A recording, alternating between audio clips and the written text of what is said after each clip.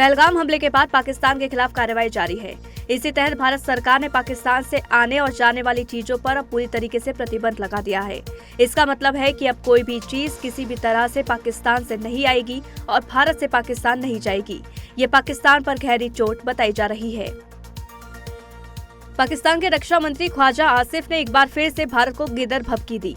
हाल ही में एक TV interview में ख्वाजा आसिफ ने कहा कि अगर भारत ने सिंधु नदी पर कोई बांध बनाया तो पाकिस्तान उस पर हमला कर देगा।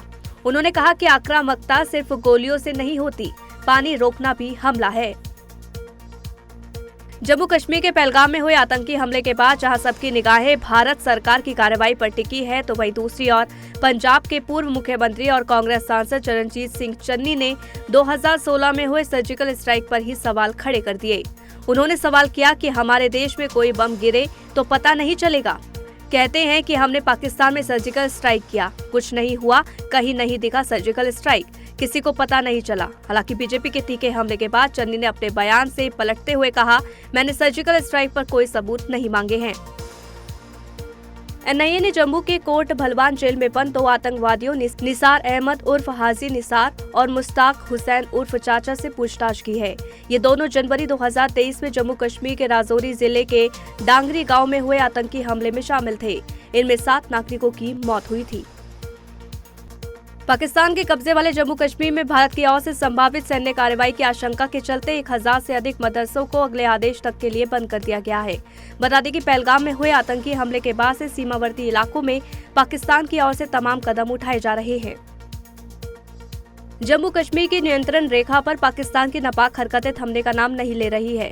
बीती 9 रातों से लगातार पाकिस्तान की ओर से बिना उकसावे के गोलीबारी की जा रही है। कुपवाड़ा, उड़ी, अखनूर क्षेत्रों में पाकिस्तान की सेना ने एक बार फिर से संघर्ष विराम का उल्लंघन किया, जिसका भारतीय सेना ने मुंहतोड़ जवाब दिया। वहीं जम्मू कश्मीर के राजौरी जिले में एलओसी पर फायरिंग के चलते सरकारी मिडिल स्कूल सारूला के बच्चों ने बंकर में शरण ली है। संयुक्त राष्ट्र में ग्रीस के परमानेंट मेंबर इवान गैलोस सेकेरीस ने कहा कि भारत पाकिस्तान मुद्दे पर जल्द मीटिंग हो सकती है। उन्होंने कहा कि इसमें देर होने से अच्छा है कि ये पहले ही हो जाए। इससे दोनों देशों के बीच तनाव कम किया जा सकता है।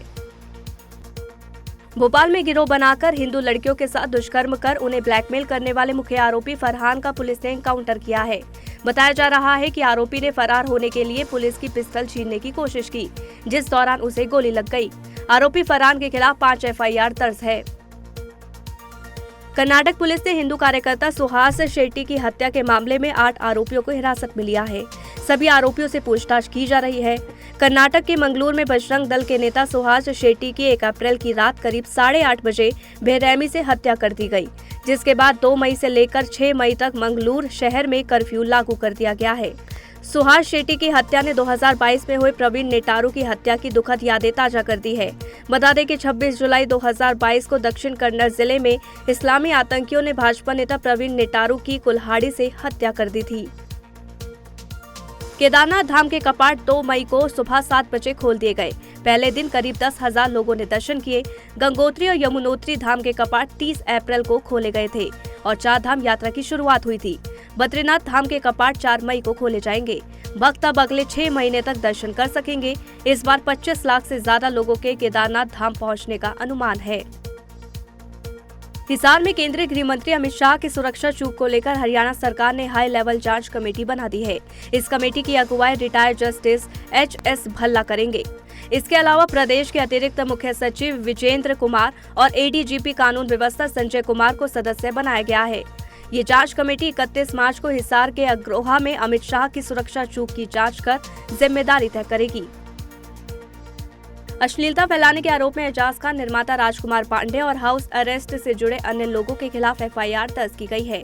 हाल ही में शो का एक वीडियो वायरल हुआ था, जिसमें कंटेस्टेंट्स अश्लीलता फैलाते हुए नजर आए थे। एजाज खान द्वारा होस्ट किए जाने वाला यह वेब शो अल्लू ऐप पर स्ट्रीम किया जाता है।